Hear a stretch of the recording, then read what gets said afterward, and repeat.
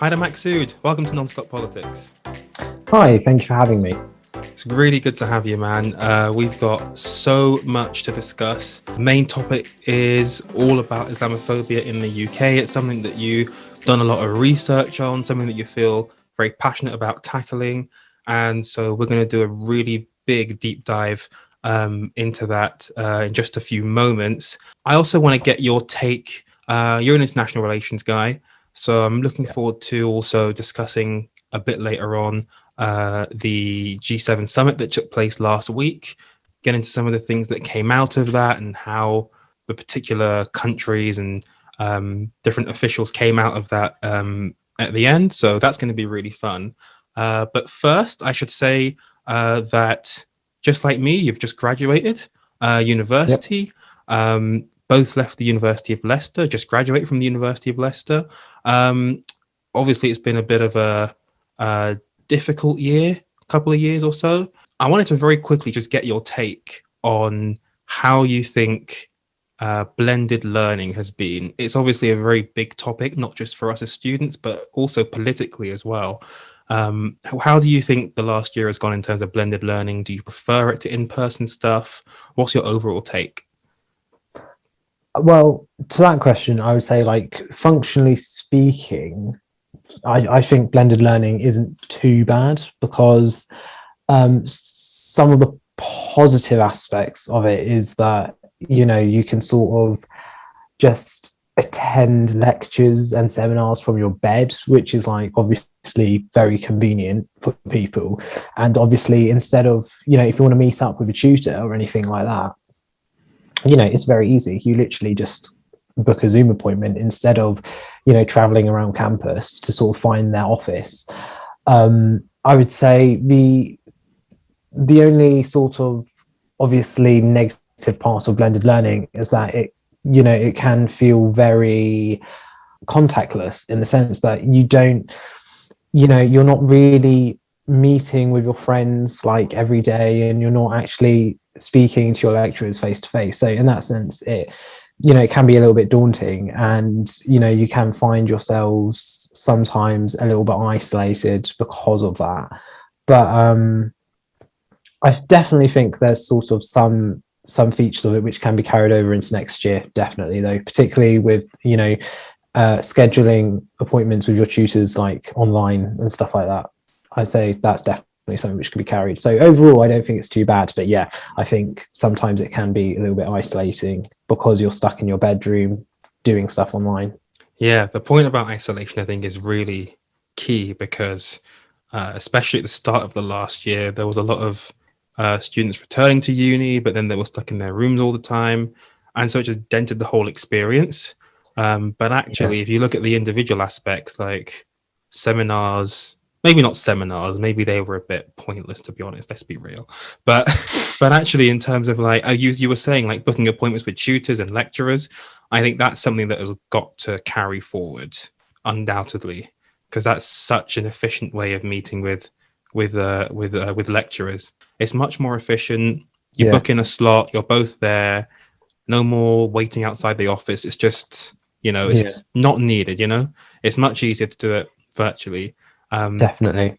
And I think lectures as well. Isn't it funny how before the pandemic, the university would say, you must attend lectures in person. Lecture capture is not a replacement for attending in person. And then soon as COVID hits, it's like, well, actually, remote lectures from home are just as good as in-person lectures. Funny how that shifts. Yeah, right? Very funny, and very funny how they're both worth the same as well in terms of our tuition fees, both pre-pandemic and during the pandemic as well. They've sort of been equated like that. Well, it's funny because there's some universities, I think this September, that are going to keep online lectures after, you know, pandemic has sort of like gone down, after vaccinations and stuff. They're going to keep online lectures, and they're going to keep the tuition fee at 9.25k, which I think is outrageous. Throughout this whole pandemic, like, students have been treated atrociously,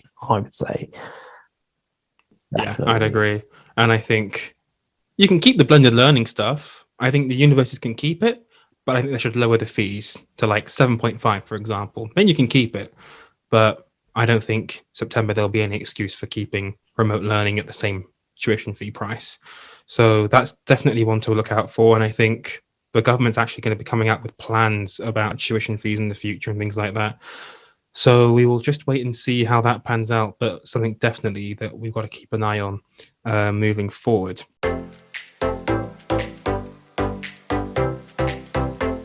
Let's turn to the topic of Islamophobia, the main event, the reason why I've got you on the podcast today. So to start us off, I'm going to ask a question which the listeners may find a bit odd. They may think, why would you ask this question? It sounds like a very simple question, but actually, as we'll discuss in a moment, it's actually quite a complex one. So I want to start off by asking you this.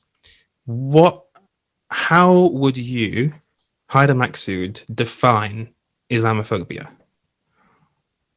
So, yeah, like with many questions in like politics, that's obviously a very difficult question to answer because it's such a contested term.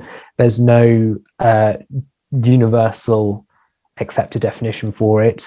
There's no consensus.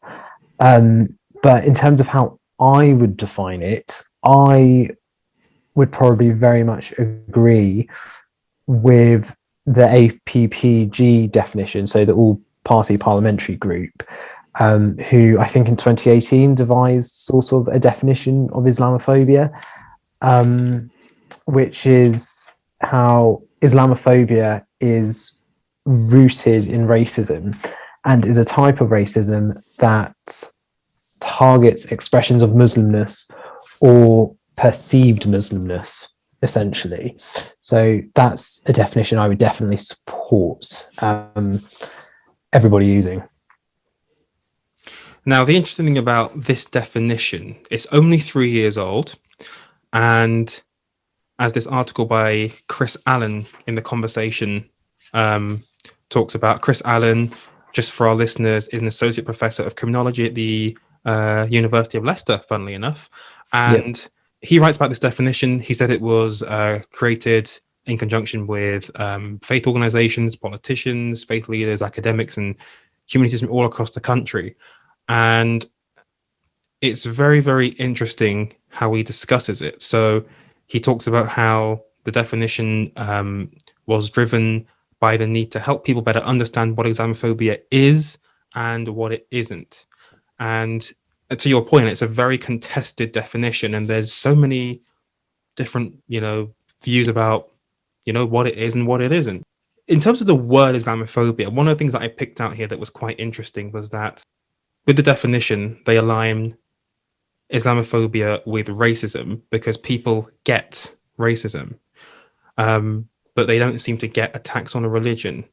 What do you make of that? Is that just sort of people being lazy in terms of how they think about it? Are people just saying, it's not the same as racism?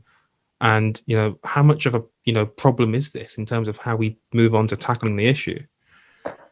I think there is sort of a good reason that, Islamophobia is conflated with racism. I do understand the arguments by some people, that they don't think Islamophobia is a type of racism, because obviously some people are like, well, how can you say it's racism because Muslims are not a race of people? Like, that doesn't make any sense. And Chris Allen obviously argues otherwise. Well, actually, we should consider Muslims, Islamophobia to be conflated with racism, and we should recognize as a type of racism because people do, I suppose, understand very much the word racism and what racism is and how racism functions. And if we can get them to think about Islamophobia, it's sort of along those lines, then it will do a lot to advance social change, I suppose. What I would say to people who try and argue that we shouldn't actually be conflating Islamophobia and racism is that most people, or a lot of people, when they experience Islamophobia, they are also experiencing racism, because there are a lot of commonalities in, you know, the way Islamophobia and racism is wielded by individuals. You know, people who experience Islamophobia, you know, they're going to be subject to both of those processes, is what I would say, to them effectively, because the discriminatory attitudes which we see regularly so heavily intertwine the issues of race and religion.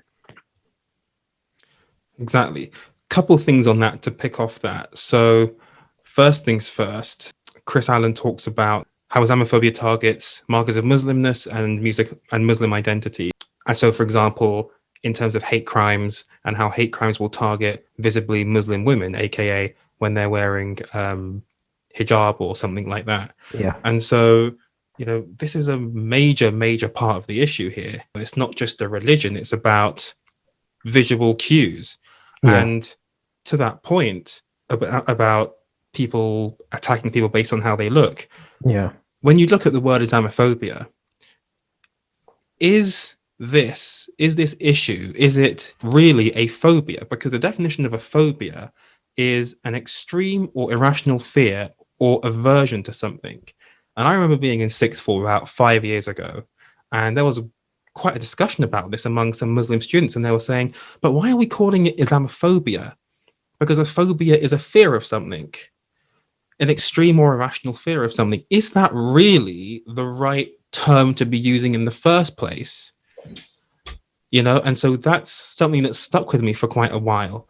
Reading about how people are getting assaulted based on how they look and how that links to their religion is quite an interesting dynamic. What do you make of that?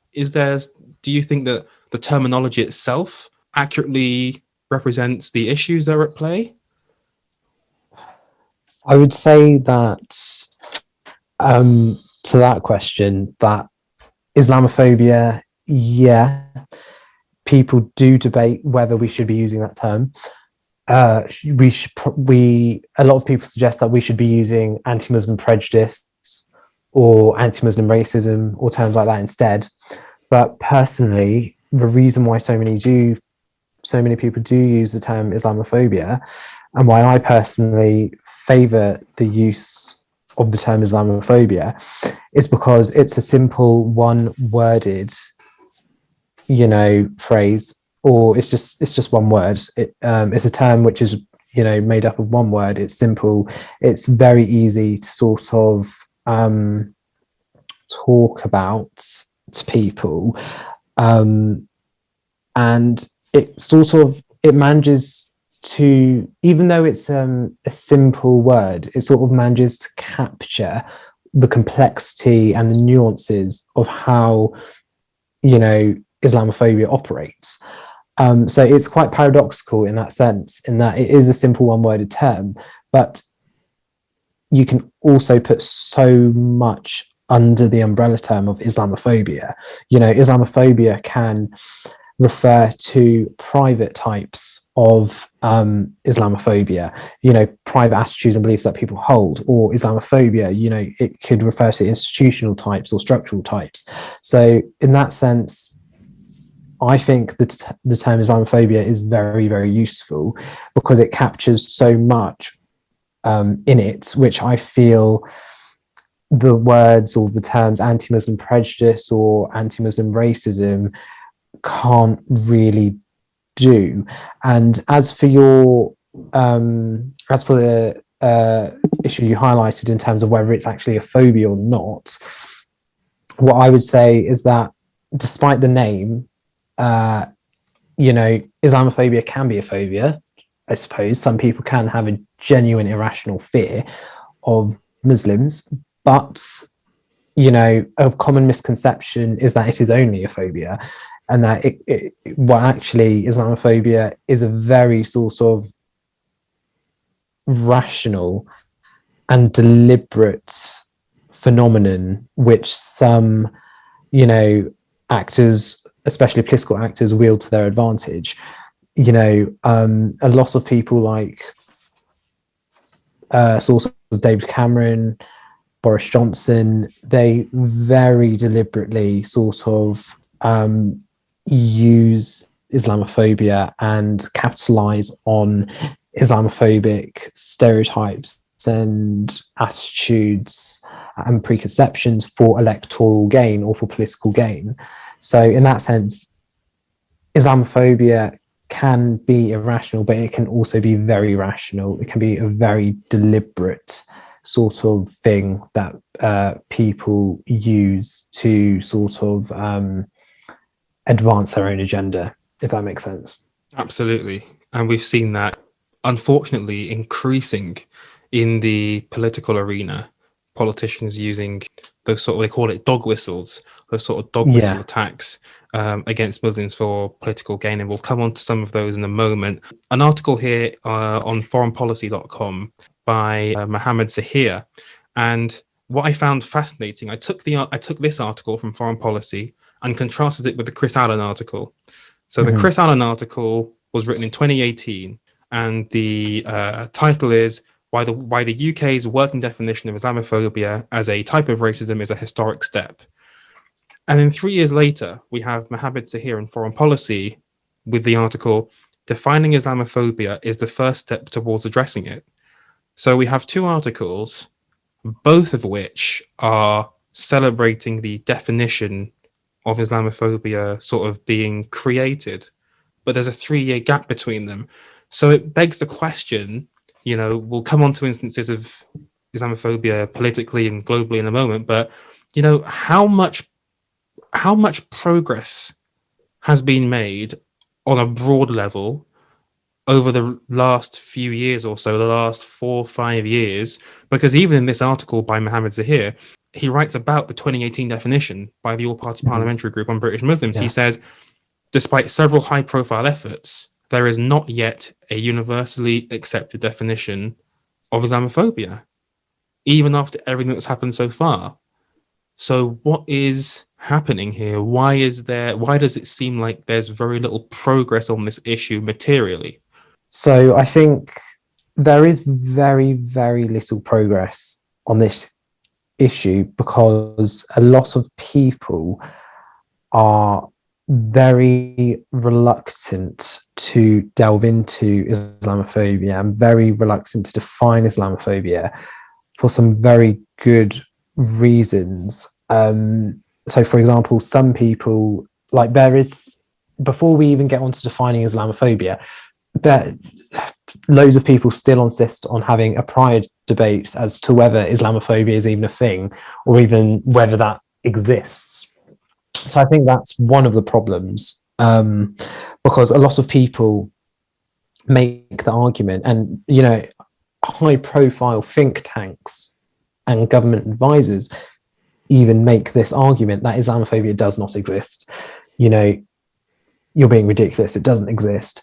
When people use the word Islamophobia or whenever they highlight issues of Islamophobia, what they're really trying to do is deflect away from legitimate criticisms of Islam, which is just, it's just ridiculous. I think if people just acknowledged that Islamophobia is not a fiction, it is a very real thing. It's something which has been instilled into the security apparatus of not just the UK, but of many other states like China, you know, and just recognize that it's not something which is a fantasy, but it's something which is very real, and we need to acknowledge that. Because what I would say to the people who do say that it's a fiction is that, you know, if Islamophobia is a fantasy and if it's fiction, why are there terrorist attacks being carried out on Muslim citizens? For example, we saw, the far right terrorist attack in Norway in the mosque, in which many Muslims sadly lost their lives. And, just very recently, I don't know if you saw that news report, but in Canada, there was sort of like a Muslim family who had been killed by someone who basically hated Muslims. So to say that Islamophobia is a made-up term, or to say that it's complete fiction, is just ridiculous. Because tell the victims of Islamophobia that it's a complete fiction, or tell the loved ones of people who have died due to far right terror incidents that it's a fiction. It's just the notion, or just that argument is just completely ridiculous. And I think once we move past that argument, which many people in government are still having today, once we move past that, then we can get on to sort of accepting it and then trying to find a universally acceptable definition. But I mean, it sounds ridiculous to you and I that people would call Islamophobia a fiction, right? And I mean, imagine if these same people said that racism was a fiction. I mean, some of them might do. Some of them might say it's a fiction, but I don't think people would ever say racism is a fiction, as in racism against black people. They'd say, well, it's not a big a deal as it used to be. We've made progress on the issue. Things are much better. We don't have to keep going on about it. Black Lives Matter is not very necessary. We've made enough progress as it is. Let's move on. But just to out and out call Islamophobia a fiction, like, why do these politicians and columnists say it's a fiction? Why do they argue there isn't nearly enough Islamophobia within the Tory party? Why do they write things about what will we do about the Muslim problem then? Why are these things being written? Do they genuinely believe that it's a fiction? Or, as you mentioned earlier, a political play to try and win over supporters of a particular mindset? To that, I would say, with many politicians, it's very deliberate. It is done for political gain. It is, unfortunately, an electoral strategy, especially if we delve deeper into the Brexit referendum, all this stuff about, Turkey maybe joining the EU, and also in the 2019 election, falsehoods being spread by the Tory party about, Labour wanting to open the floodgates to immigration and stuff like that, xenophobic rhetoric and stuff like that. It's all part of a very carefully calculated electoral strategy. And essentially, the Conservatives do not want to adopt a clear definition of Islamophobia because they benefit from Islamophobia. I think that's a truth that we unfortunately have to accept. The Labour Party and the Liberal Democrats and Plaid Cymru have all adopted the 2018 APPG definition, but the Conservative Party hasn't, because they benefit from it at so many levels. They benefit from it politically, and they also benefit it due to Islamophobia and Islamophobic tactics that they've incorporated into their counter-terrorism strategies. So, why would you want to legislate against something or fully recognize something which you benefit from? Right. And of course, you mentioned other parties, and it's worth noting that Islamophobia, it's not just a problem with the Conservative Party, although that's where it's a bigger problem. But the Labour Party's had issues with this issue. I think there was a councillor in London a couple of years ago who left the party because of Islamophobia, members who experienced discrimination. So it's an issue in all of these, in quite a few parties. But we've got to be clear, the Conservative Party has a big problem with Islamophobia. And so that's why we're really focusing on them in this episode. And as with the stuff in 2016 you mentioned, I mean, the whole Turkey thing, which is just an absolute lie about how, what was it, 70 million people from Turkey were going to come into the UK. I mean, just an out and out lie, and clearly a dog whistle. And the refugee crisis as well from the year before, also, I think, played a big part into that. And the imagery that was used in the Breaking Point poster, Yeah. very clear, unequivocal, Nigel's voters and the Vote Leave voters knew exactly what they were leaning into. They knew exactly what the 70 million people from Turkey was actually meant. They knew exactly what the Breaking Point poster meant. And so again, these are things you cannot avoid. All of it, of course, flat out lies. Very, very important to note.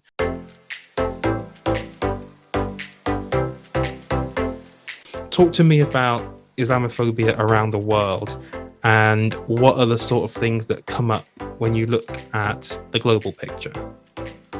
So, like you say, it's not just a problem in the UK. It's not just a problem in the Tory party. Islamophobia spreads across political fault lines in the UK and around the world. China, sort of, obviously a very high profile case. Their discrimination and awful treatment of the Uyghur Muslims is just disgraceful, to be honest. You hear all these news reports of like forced sterilization of Muslim Uyghur women, and it's just harrowing. I think that's definitely something which political actors around the world definitely need to address. And also, obviously, you have Trump's sort of Muslim ban, which I think was implemented in like 2017, which Biden recently sort of overturned and reversed during his first 100 days in office. So many families were just torn apart because of the domestic agenda that Trump had sort of implemented and his, Islamophobic policies. So I think those are definitely two high profile cases of Islamophobia around the world. And it's sad because there's probably, that I know for a fact that there is very many more, because there is just so much Islamophobia going on. Like I think we said earlier, like sad thing, we've got so much to talk about because there is so much Islamophobia going on around the world. So two things on what you just said. I think that's such an incredible insight into the global picture. So on the Uyghur issue, what has the response been from the UK side, and what's the overall international response been? How are different countries tackling this? So there is some condemnation, I suppose. Like, for example, the UK, I'm pretty sure, recently passed a bill in Parliament which said that the situation, with the Uyghurs is a form of genocide. I'm pretty sure that got passed through Parliament. I may be wrong though. So there is some condemnation, and also at the G7, I'm pretty sure, a lot of international actors sort of put more pressure on China to treat the minorities living in that country more respectfully.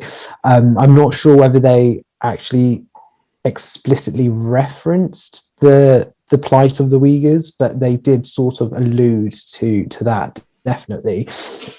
What I would say is that there is some push on the issue of how the Uyghurs are being treated, but it's nowhere near forceful enough, and it's nowhere near adequate enough, in my personal opinion. And it's not being labelled a genocide in many places, is it? No, I think a lot of people are very reluctant to sort of label it a genocide, even though it's a modern day genocide in action, effectively. In terms of overall global response to Islamophobia, is there a sort of trend in the way that governments respond? How are governments responding? Are they trying to tackle the issue, or do you see instances where leaders are actually tapping into that sort of sentiment again for partisan advantage or electoral gain? Well, I think in terms of global trends, I would definitely argue that uh, Islamophobia is sort of on the rise.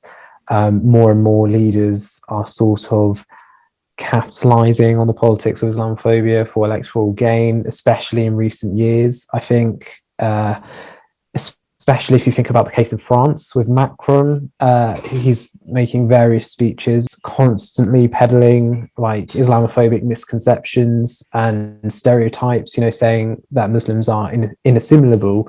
And as a result of his sort of words, I don't know if you remember, but there was sort of a lot of Muslim states were sort of boycotting French products and sort of trying to make a dent in sort of the economics of France, in order to sort of teach them a lesson, I suppose. And, sort of take a stand and say that, we won't accept this.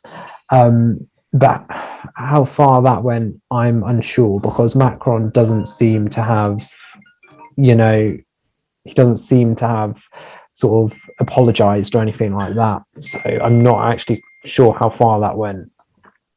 Yeah, the case of Macron is interesting. Elected on the promise to be a new generation of leader in France, outside of the establishment, far more liberal. But, domestic politics in France is quite troubling for him. He's got Marine Le Pen chasing him down in the presidential race next year. So he's got to try and, repel Le Pen. And he clearly thinks, tapping into this sentiment might help him next year, which is obviously disturbing. But, that clearly seems to be the main trend that we're seeing around the world. And it's quite disturbing that that's the case.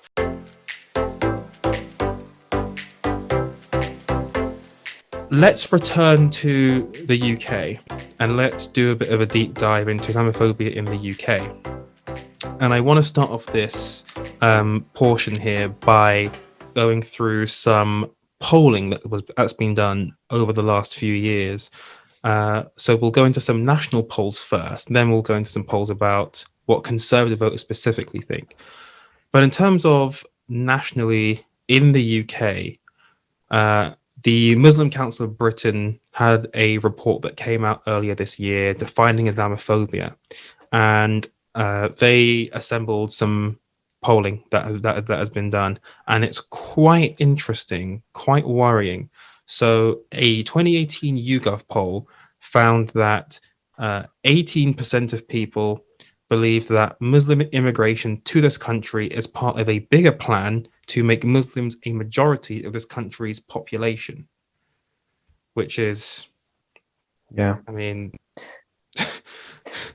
there's actually a name for that ridiculous conspiracy. It's called like creeping Sharia. It's sort of just another example of the Islamophobic narratives that are being sort of peddled by our media.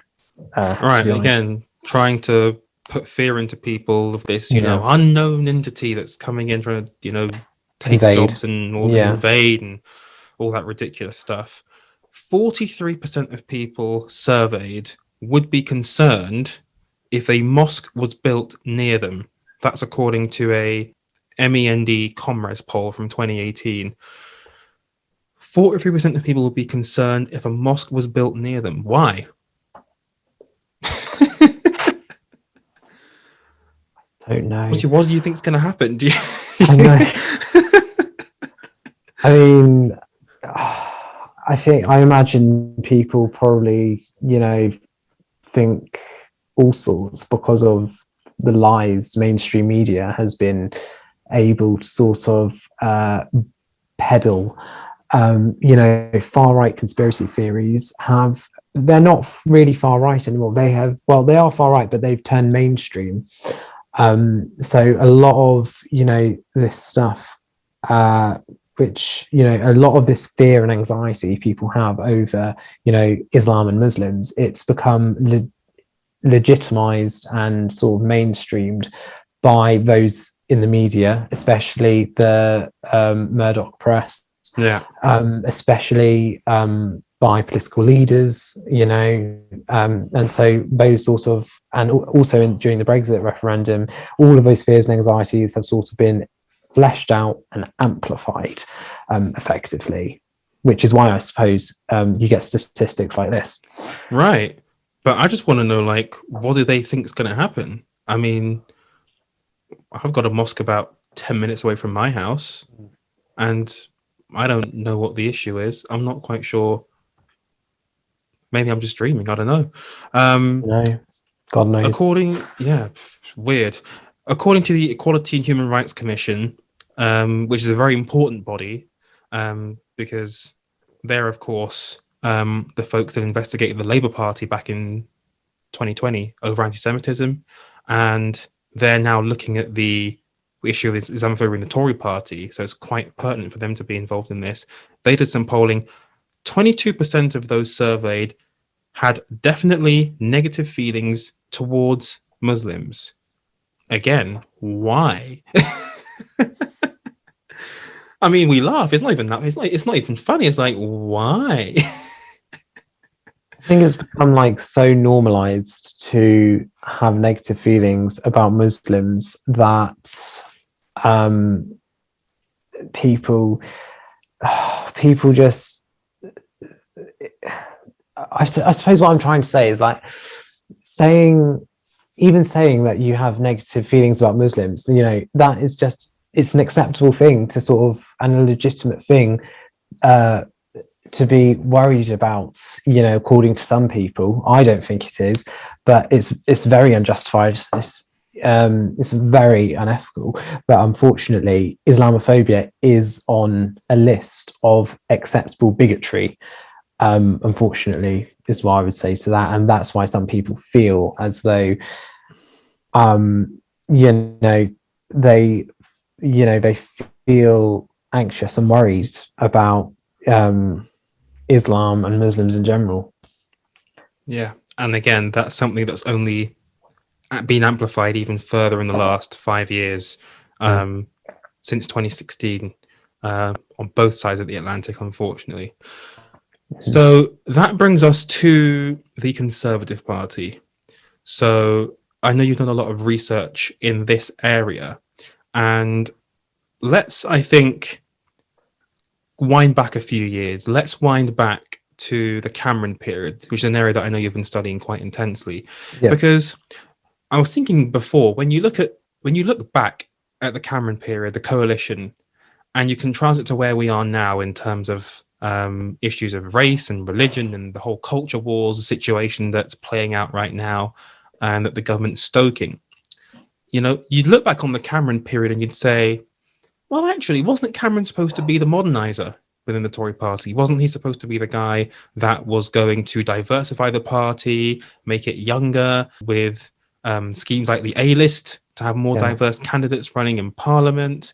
Embrace social liberalism. Yeah. Right? Embracing social liberalism. Cameron was not somebody who would stoke these sort of these ideas in a way that we think about today, in today's context, where you'll have literally any government minister on the television saying, Black Lives Matter is this, and, these protests are this, X, Y, Z, whatever. So it's fascinating now to look back on that coalition with fresh eyes and to understand what actually went on in that period and why did Islamophobia take root in the party at that time. So just give us an introduction really into what happened in that period in the coalition in terms of Islamophobia. So I would probably say that the Conservative Party has been adopting the politics of Islamophobia pretty much ever since they came back into power with David Cameron, because, even though he embraced social liberalism, he was still responsible for perpetuating many Islamophobic sort of preconceptions. He did this massive speech about how multiculturalism has failed. We need to sort of adopt a more muscular liberalism, and we need to make Muslims integrate because they have failed to integrate. Those are just some of the sort of Islamophobic narratives which he's pushed. And I think the way he's been able to do that, despite trying to modernize the party and undergo sort of a process of modernization, is because of what I think alluded to earlier. He's been able to mainstream fringe ideas or far right ideas in a very subtle and calculating way. I think a lot of people sort of see Islamophobia as this illiberal, illicit thing, which only the BNP, only people involved with the BNP and involved in parties like UKIP can be responsible for. But actually, people who deem themselves socially liberal, or think of themselves as socially liberal, they are equally able and capable of being Islamophobic. It's called liberal Islamophobia. I spoke about this sort of at length in my dissertation. Liberal Islamophobia is it's very pervasive, because people who propagate liberal Islamophobia are often more dangerous because they're actually in positions of power. David Cameron was a liberal Islamophobe, and he very cleverly used those tactics of condemning far right parties and saying that he was socially liberal in order to secretly advance his own, well, not secretly, very overtly advance his own political agenda. So yeah, what I would say is that unfortunately you've got illiberal Islamophobia and you've also got liberal Islamophobia, and it's not something, Islamophobia is not something which can be confined to either the left wing or the right wing. You can have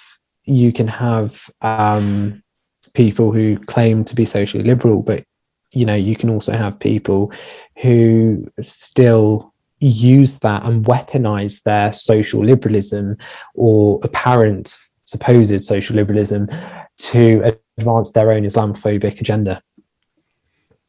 That's fascinating. Let's go into a bit more detail about this liberal Islamophobia. Okay. So in what ways do politicians or people in positions of power who are considered liberal in their outlook, how do they go about this liberal Islamophobia? What are the sort of things that we should be looking out for to try and see if that's what they're propagating? Well, to be honest, there are multiple sorts of methods that liberal Islamophobes sort of use. So, what they'll do is they'll try and talk at length, I suppose, about how liberal they are, for starters, and how they've accepted that we need to live in a society which respects people of all colors and creeds, which, yes, is a very merritable sort of suggestion. But the thing is, they only really mention that when it suits them. They don't really advance the cause of social liberalism and progressivism unless they have an ulterior motive or agenda. So if someone's sort of saying, I'm liberal and I think we really need to push our liberal values, I think that's a red flag in some circumstances, because that's what Cameron did at great length to ensure that everyone knew he was socially liberal. I think another tactic that liberal Islamophobes use is that often you'll hear them say, or you'll often hear them divide Muslims into good Muslims and bad Muslims, and you'll say, no, Muslims are, they're fantastic, the ones who integrate and the ones who embrace Britishness. the moderate Muslims, and then they'll try and create that distinction, and they'll try and sort of implement a strategy of divide and rule to advance their own Islamophobic agenda. Because if you think about it, what exactly is a moderate Muslim? Like, the way I see it is that if you're using terminology and phrasing like that, you're trying to imply that Islam as a religion is inherently extremist. And I think even today, that is a phrase which gets peddled about by people who deem themselves liberal quite a lot. Especially because you don't often hear about moderate Christians, or you don't hear about moderate Jews as much as you hear about moderate Muslims. So that's another tactic which I say liberal Islamophobes adopt. And sort of finally, one giant red flag is people will often make themselves sound more liberal by condemning those perceived to be more illiberal than them. So, for example, a lot of what David Cameron did was, before he at the very beginning of his speeches, or before he went to talk about Muslims, he used to condemn far right actors, people like people who involve themselves in the BNP or the EDL, stuff like that. He'll try and make that distinction between him and them, in order to, I suppose, legitimize what he's saying or give increased credibility to what he's saying. So I would say that's a big flag, I would say. So any of those sorts of tactics, I would say, are definitely adopted by liberal Islamophobes. I mean, that is just incredible. And I think that's a really unique perspective that I don't think has gotten much attention, and I think should probably get more attention, because it sounds very, very cunning. It sounds very deceitful. It sounds very, hush hush kind of thing. And you can see it. You can see exactly how it plays out in society, in politics. I mean, Cameron's entire premiership, really, if I look at it through the example of, Europe, for example, Cameron's, what every step of the way was trying to attack the far right, trying to, in many ways, outdo the far right on that issue. And it's incredible. You can apply that exact same framework to the issue of Islamophobia, and the attacks that he would always use against people like Farage, calling them fruitcakes or nutcakes or whatever it was. Right, exactly, the loonies, and and that's exactly how it played out during the coalition. The point about dividing Muslims is really interesting.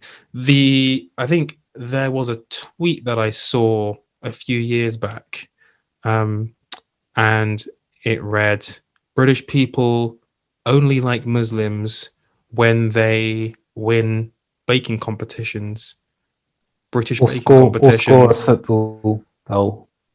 football goal, Yeah. Of course, the baking one referring to Nadia Hussein, and everyone loves Nadia Hussein. She's a fantastic role model for British Muslims in the UK and what a British Muslim could be. And of course, that is an inherently Islamophobic statement to say she's an example of what they could be.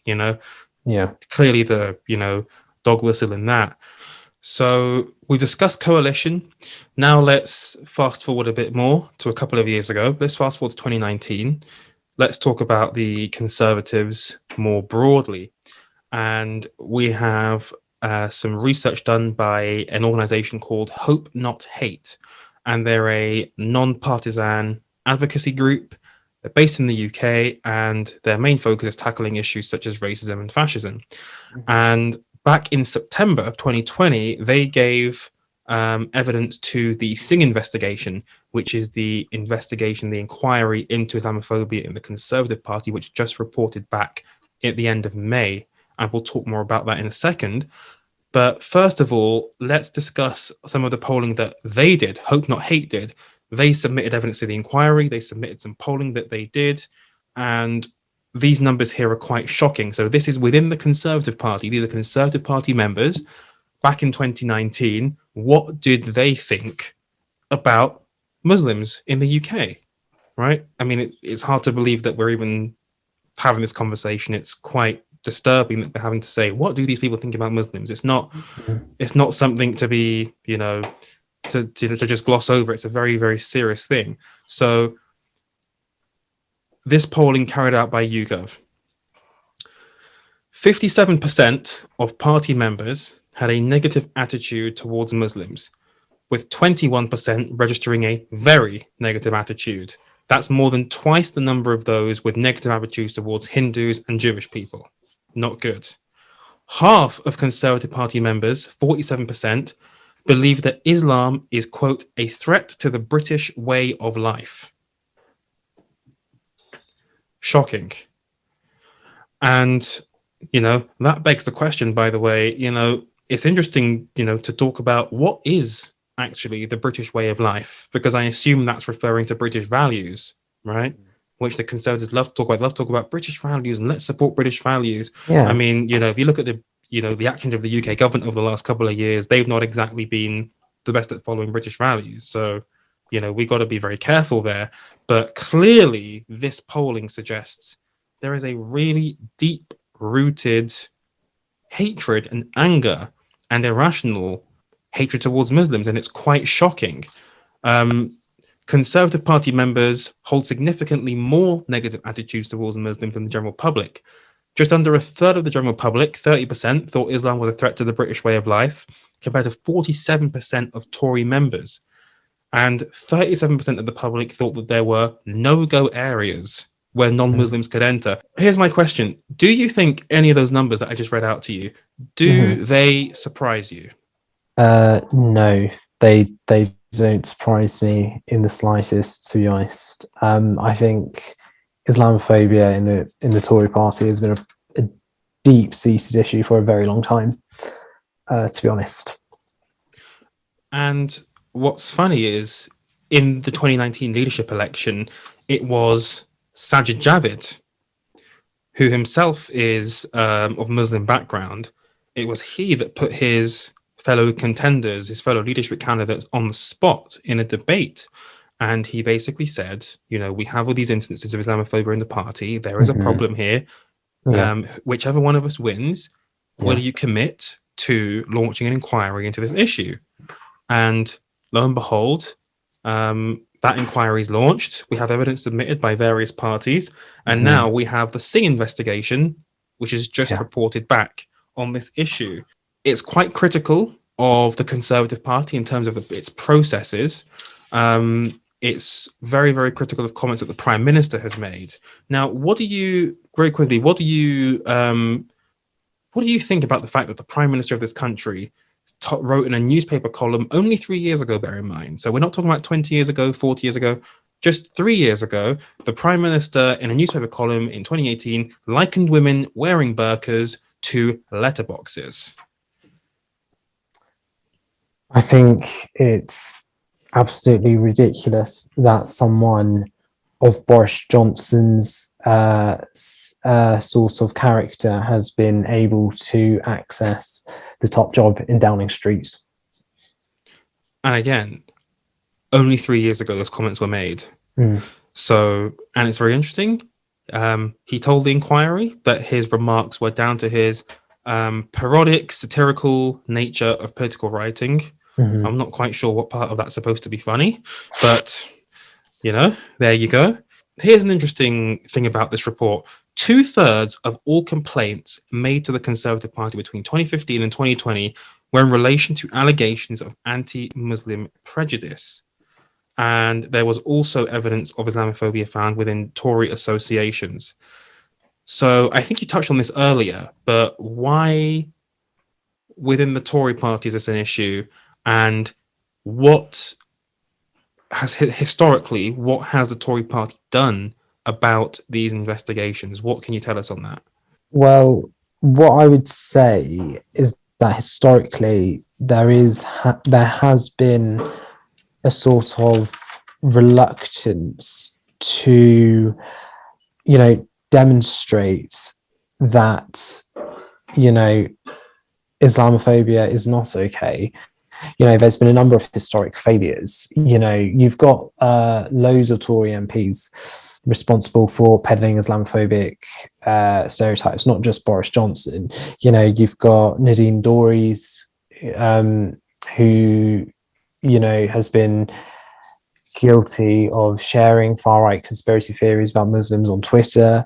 You know, you've got loads of sort of Tory MPs like Michael Fabricant, who, you know, describes Muslims in a very odd way. He said something about Anglo-Muslim relations. You know, I think that phrase Anglo-Muslim relations, I'm not quite sure what that means, because And number that one, was this year, yeah, or late last year. I think so. Yeah, it was very recent. Yeah, it sort of just portrays the idea that you know, Muslims are not English and they're sort of a very foreign entity, and it's sort of like it sort of otherizes them, I suppose. Mikdad Versi, who is a spokesperson for the Muslim Council of Britain, he wrote his essentially his opinion on the Singh investigation, and it's sort of a very balanced view that he gives. He says the report wasn't a complete whitewash. There were serious concerns at the start that the investigation was established with restrictive terms of reference that excluded systemic racism. We haven't even come onto that. I mean, that's a big issue in of itself, the issue of systemic racism. He's criticized the fact that the investigation had an advisor who believed that the idea of Islamophobia should be junked. So again, you know, the fictionalizing of Islamophobia still something even in 2021 that is pervasive and just will not go away. But he also says there were important recommendations made. So the report urges the party to overhaul the complaints process, and it also talked about the need to reopen cases that fell short of the expected standards that should have been in place. But the big criticism that Mikdad Versi makes is that the report fails to diagnose the root causes of Islamophobia, right? And the institutional failings that allowed a racist mayoral campaign in 2016. Those things were just brushed over. He writes, will the party take measures that will prevent councillors from being quietly reinstated after having been suspended after posting Islamophobic or racist content online? Conservative councillor Mike Payne posted on social media, he called Muslims parasites, and he was still able to hold elected office for the party. So how does the party now move forward? Taking these recommendations, what do they need to do? Well, going forward, I think, you know, whilst they have launched an investigation, a formal investigation into Islamophobia, and they have released a report saying that there is a great deal of anti-Muslim prejudice and Islamophobia in the Tory party, they still need to do quite a number of things if they want to instill real social change in this area. You know, they need to apologize for the multiple failings and, you know, failure to sort of brush aside Islamophobia for however long they have been doing. You know, they need to apologize for their reluctance to punish or reprimand, you know, MPs who have been guilty of inciting hatred online. They need to show that they really will adopt the recommendations in the report by adopting a zero tolerance approach. You know, and that means reprimanding MPs like Nadine Dorries and Michael Fabricant for their views. I would say another thing they need to do is, like we were talking about earlier, they need to, like the other parties have done, they need to adopt the APPG definition of Islamophobia. You know, Labour has done it, the Liberal Democrats have done it. So the Conservative Party has one of the biggest, you know, political parties in the UK. They also need to do it. In terms of the institutional racism as well, they need to expand their idea of Islamophobia.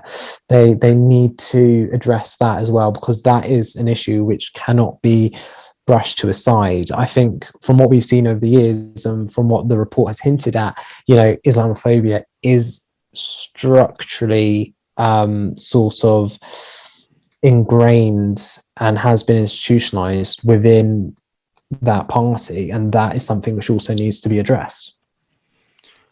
And again, when it comes to things like the definition of Islamophobia, the APPG definition being accepted by the party, does it once again come down to the idea of just brushing it under the carpet? Is it just not wanting to discuss it? Or is there just, a sense that, this is all nonsense, it's just not needed? Or is there a general hate, or is there a genuine hatred there that means that the party just won't move forward with it? Well, it's interesting, to be honest, because Baroness Warsi, on Twitter has said that the report reaches a threshold for institutional racism. It's not a case of whether the Tory party is institutionally racist. The report, regardless of what it may argue otherwise, the report basically suggests that it is institutionally racist, or the stuff that they allude to, qualifies as institutional racism. I'm just going to read out, to be honest, the tweet that Baroness Warsi put out, which was, if it sounds like institutional racism, if it acts like institutional racism, then it probably is institutional racism, because she said that the report found many examples of racism in the party's processes, attitudes, and behaviours, and that unfortunately does satisfy the definition of structural racism and institutional racism. So I think it's something which definitely just needs to be addressed, to be honest. And to that point, what Versi writes in his piece is he believes structural change is probably going to be too much for the party. He thinks that they're going to focus more on just box ticking exercises in terms of the recommendations of the Singh report. And he thinks that the party might be wary of a potential future investigation by the Equality and Human Rights Commission. The party might be wary of that, and they may want to take a step back and just focus on the bare minimum.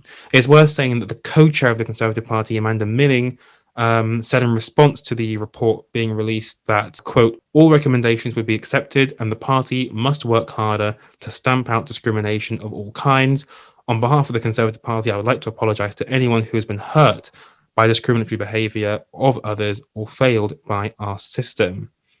But what about apologising for the actual instances of hatred, rather than apologizing for if you felt hurt, but certainly that's going to be a discussion that will carry on, certainly into the future. And when you look at the current party, you look at the government, you look at the approach to the government, we come back to the culture wars issues, the whole war on woke business, and us two having this conversation now, we would be considered by the right to be woke. We're talking about the Conservative Party here, but really and truly, this is just an issue of hatred. It's not an issue of partisan politics. Yeah. This is an issue of, Islamophobia, a very, very important discussion that needs to be had. It's not a matter of being woke. It's a matter of discussing what has happened, why has it happened, and how do we move forward. So, the direction that the country's going in now, the direction that the government's going in right now, it's very hard to see actually that there will be changes made in this regard. And by the things, they're going to continue to stoke these culture wars flames and continue to gain electorally off it. Yeah, I definitely agree with everything you've said there. Islamophobia is not a left-wing issue or a right-wing issue. It's not a woke issue. It's something which travels across political fault lines. This report has found that it has been found that it's significantly a problem in the Conservative Party, but the reality is, it's also a problem in the Labour Party. And I think it's important that we don't try and box Islamophobia into, you know, into a sort of a partisan sort of space. We just need to acknowledge that we need to be more considerate and respectful and understanding of those who are from a Muslim background. I think we do need to sort of rather, instead of focusing on our differences and sort of stigmatizing people due to their differences and discriminating against each other based on our differences.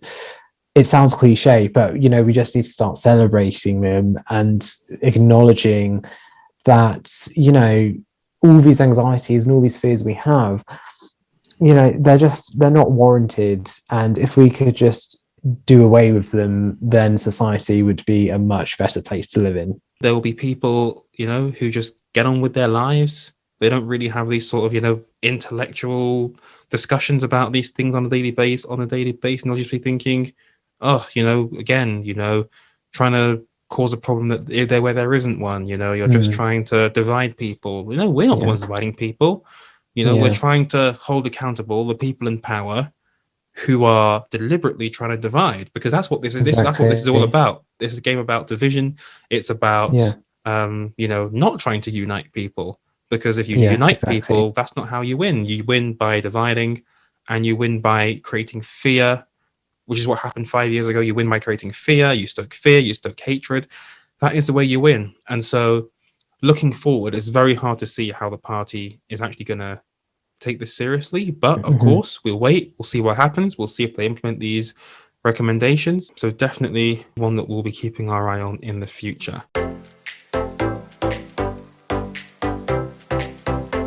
Before you go, Haider, let's briefly discuss the events of the G7 summit. I know you're a big international relations guy, so I want to get your take on what you thought of the event in Cornwall and what came out of it, really. So I guess the first thing is, you know, it was the first in-person G7 in 2 years because of the pandemic. And the G7, they're the group of 7 countries. So you have UK, US, Canada, Germany, France, Italy, and Japan. So they're the G7, the top 7 Western democracies, and they come together every year to talk about the big issues. So overall, for you, what were the big takeaways from the G7? What did you think about what came out of it? What were the things that stood out to you?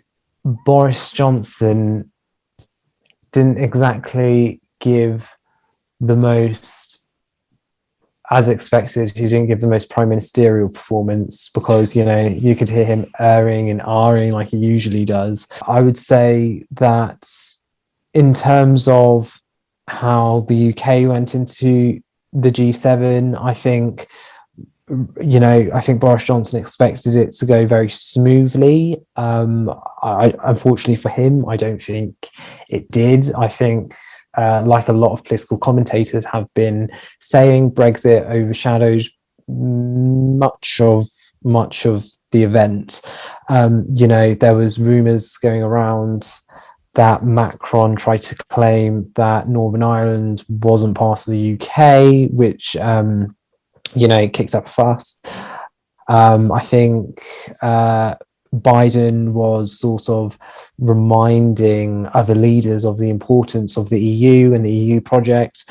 I think, unfortunately for Boris Johnson, Brexit and the complications that it was causing in Northern Ireland and in relation to the Northern Ireland Protocol remained a thorn in his side. Yeah, let's pick up on this Brexit point. The conversation, I think, was about the Northern Ireland Protocol, because there was quite a lot of tension building up between the UK and the EU over this. And it's worth pointing out the Northern Ireland Protocol is essentially the mechanism which means that you avoid a hard border on the island of Ireland by placing a border in the Irish Sea. So that means you need checks on goods traveling from Great Britain to Northern Ireland. So Northern Ireland is basically, for all intents and purposes, a member of the customs union, and that means you don't get checks from Northern Ireland to Republic of Ireland, which is a member of the EU. And so there's been a lot of controversy about it. There's been a lot of trade disruption. There's been, we've seen pictures of empty shelves on shop floors in Northern Ireland. And at the end of the day, there's disputes over its implementation. The fact of the matter is, it's an agreement that both sides agreed to. The UK signed up to it. The EU signed up to it. It appears that the EU is holding up its side of the bargain, but the UK is trying to change some things with the protocol. I'm not quite sure why. It was supposed to be another ready deal, the original deal, and then this was supposed to be, all good. So why they're now trying to mess around with it, I have no idea. But this became a big problem. And essentially, Biden came over and said, look, you need to make sure whatever you do not interrupt with the Good Friday Agreement and the peace process. Otherwise, there's going to be trouble. And so I think this Northern Irish issue is going to be a bit of a slow burner. We're going to have to wait and see with this one, because it's certainly not been resolved. I think America tried to put on a united front with the UK, while at the same time trying to say, try and get this thing sorted. Yeah. But this will be a slow burner, this Northern Irish issue. And it needs to be sensitively handled. Very sensitively handled. But I don't think the government's done a very good job of handling it sensibly. No, because I don't think it has. You vote to leave the EU, you get a border in the Irish Sea, despite the fact that Boris and Theresa May both said that they could never do that. They did it anyway. That's the consequence. That's what you get. Now you have to deal with it. But aside from Brexit, there were a lot of other big things that happened at this summit. Now, obviously, for the Americans and for Biden, it was all about saying that America is back on the world stage, back in a leadership role after 4 years of Trump and isolationism and all that. But this China issue, very, very interesting. A lot of the commentary that I watched on TV was talking about how the G7 doesn't tend to focus on China a lot. They don't tend to discuss China. And a lot of the G7 are actually quite divided on China. Some of the European countries want a closer economic relationship, whereas Biden was pressuring the Europeans to take a harder stance on China. But, there was a declaration that was signed which called on China to, quote, respect human rights and fundamental freedoms, especially in the Xinjiang region, of course, referring to the plight of the Uyghurs that live in that part of China. How do you think the West as a whole is dealing with China at the moment? Do you think that it's something that can be dealt? Do you think that China is a country that can be dealt with, or how will this play out, do you think? I think a lot of political pundits and commentators at the moment, and also academics, are talking about how in the 1990s, after the fall of the Soviet Union, we were in a very unipolar international system where America was the global hegemon. Fast forward a few years, and after a lot of development, China has become a major global player, and now a lot of sort of people say that we are currently living in a bipolar international system, where we have two main powers who are China and the US, both fighting for hegemonic control over the international economy, in international relations, international diplomacy, and they're all fighting for military security, sort of hegemonic status. And what I would say is that, the prominence of the China issue at the G7 reflects that sort of trend of that growing trend of a bipolar international system. A lot of people are saying that the American century is over and we're now entering the Asian century. And a lot of people are saying, well, with great power comes great responsibility, so to speak. And, if China wants to be a global, it is already a global player on the international stage, but I think America says if it has to be that way, then they need to start acting in a manner which is mindful of human rights, because China's human rights records is problematic to say the least. So that's sort of what I would say on that issue. Yeah, the Americans keep saying that China has to play by the rules, essentially. Exactly. And the same thing goes for Russia. Biden framed this as a contest with the autocrats of the world, President Xi, President Putin.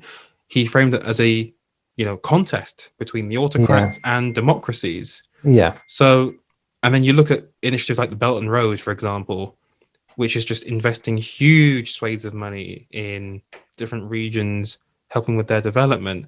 So, and the G7 actually ended up adopting a spending plan to support lower middle income countries in a similar sort of fashion. Very quickly on the communique, the agreement that was drawn up, which summed up their shared agenda. So on the pandemic, the main pledge that came out of the G7 was to provide an extra 1 billion vaccinations to poorer countries over the next year. I think the UK will be donating 100 million doses. The States are donating 500 million doses. Of course, some experts argue that's not enough, that we need way more than that to be able to stop this thing from spreading and stop the virus from mutating. And that's a whole scientific debate.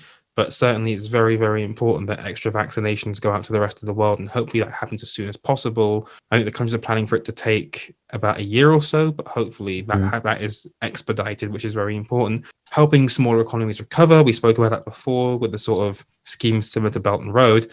The other key thing, which Boris Johnson and Joe Biden agree on a lot, is, of course, climate change, especially important because the UK is hosting the COP26 Climate Change Summit in Glasgow in November, which will be very important. And the leaders committed to a green revolution, which would limit the rise in global temperatures to 1.5 degrees. But, this is the key decade we've always been told, 2020s. This is the decade where we have to make big changes, otherwise the world will get far too warm. So, it remains to be seen how much these pledges are able to be implemented and how much they actually make a difference. What's your overall take on the extent to which the G7 is actually going to be able to influence the world's agenda through this shared document? How effective do you think it will be? I think it's more again, typically what you see with regards to sort of climate policy and stuff like this, it's more rhetoric over substance, and it's sort of more speaking over action. I don't know whether people will actually want to advance the environmental sort of agenda, and if they do, I don't think it's sort of radical enough, or I don't think it's going to take place at a fast enough pace in order to mitigate the environmental destruction that we are now seeing on our planet, is what I would say to that. So not much hope then on climate change? I personally don't think states will sort of I don't think we're moving at a fast enough pace, if that makes sense. I don't think that climate change is being tackled fast enough. I mean, rather than setting all these targets and objectives, we need to actually take action, and we actually need to describe exactly what we're doing to mitigate the harmful effects that climate change is having on our planet and on our ecosystems. Well, and climate change, it's just one of a myriad of topics that came out of the G7 that are going to be discussed at length moving forward, not just on the world stage, but domestically in each country. And these issues, climate change, the pandemic, China, and indeed Islamophobia around the world and in the UK, all of these issues, ones that governments are grappling with. And it's going to be very interesting to see how much progress is made on all of these key issues moving forward. Haider Maqsood, what an absolutely incredible discussion. Very, very engaging, fascinating insights. Thank you so much for coming on the podcast today. That's all right. Thank you for having me. Thank you for listening to Nonstop Politics. If you enjoyed, watch us on YouTube, follow us on Instagram at Nonstop Politics, and don't forget to subscribe wherever you get your podcasts.